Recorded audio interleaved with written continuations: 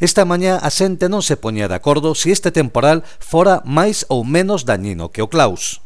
Sexa como fora, o certo é que a forza coa que bateu o vento esta noite provocou moitas incidencias na comarca da terra de Melide e Arzúa, onde os servizos de emerxencia civil tiveron que aplicarse a fondo durante toda a xornada.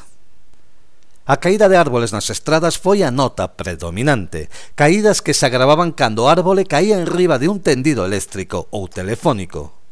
Neste senso cabe destacar a gravidade do temporal en Toques, onde á hora de escribir esta crónica aínda seguía cortado o suministro de luz eléctrica.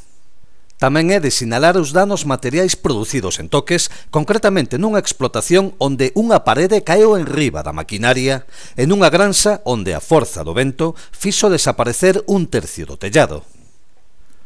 Jorge Calvo, alcalde de Toques, amosaba o seu malestar por non poder contactar directamente con Unión Fenosa para remitirlles o parte de incidencias do Concello ou non dispor esta compañía de un número directo. Así, o alcalde de Toques pídelle a Unión Fenosa que poña a dispor dos concellos galegos un número telefónico onde poder dirixirse dunha maneira directa para poder comunicar incidencias e deste xeito resolvelas no menor prazo de tempo posible.